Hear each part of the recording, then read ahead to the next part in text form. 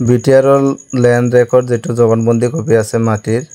এটো কেনেকৈ ওলাব আপুনি অনলাইনত ভিডিওটো চাই থাকিব ভিডিওটো চালে আপুনি অতি সহজে ওলাব পাৰিব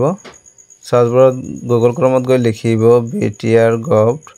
জবানবন্দি কপি বুলি লিখি এনেকৈ সাৰ্চ কৰিব এটো এনেকৈ আহি যাব ফাৰ্স্ট লিংকতে ক্লিক কৰিব আৰু মই ভিডিওৰ ডেসক্ৰিপচনতে লিংক দি থম তাৰপৰ ডাইৰেক্ট আহিব পাৰিব ক্লিক কৰাৰ লগে লগে আপোনাৰ এনেকুৱা ডিস্ট্ৰিক্টসমূহ আহি যাব বিটিআৰৰ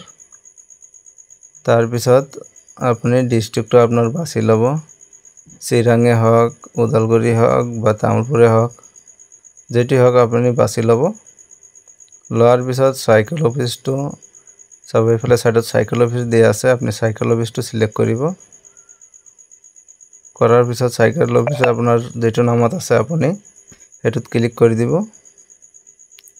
সাইকেল অফিসত ক্লিক কৰাৰ পিছত চাব যে আপোনাৰ মৌজাৰ নামটো আহি গল মৌজাৰ নামত চুই দিব চুই দিয়াৰ পিছত আপোনাৰ এটো সাইডত গাঁৱৰ নাম আহি যাব আপোনাৰ যেখন গাঁও হয় আপুনি এইখন গাঁওটো বাছি লবেতে হেতু চুই দিব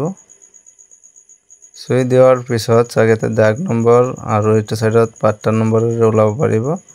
আৰু এটো ক্যাপচা কোড দেখা পাইছে ক্যাপচা কোডটো এটো সাইডত বহাই আপুনি সার্চ কৰিব লাগিব এটো সাক দাগ নম্বৰ এটো পাট্টা নম্বৰ মই পাট্টা নম্বৰ দিলাম খাজনাৰ যেটো ৰসিদ থাকে খাজনাৰ ৰসিদত পাই যাব আপনি দাগ নম্বৰ নহলে যাৰ নামত জবানবন্দি কপি ওলাব সেইজনৰ নাম সাৰ্চ কৰিলে হ'ব সাইডত নাম সাৰ্চ কৰাৰ অপচন আছে বলক মই ক্যাপচাটো ফিল কৰি ফলে মই ওলাই দেখাই আছো প্ৰথমে ক্যাপচাখন বহাই দিলে তাৰ পিছত দাগ নম্বৰটো বহাই ফলে সাৰ্চ কৰিব লাগিব মোৰ ক্যাপচাটো ৰং হৈছে মই আকো মাৰি আছো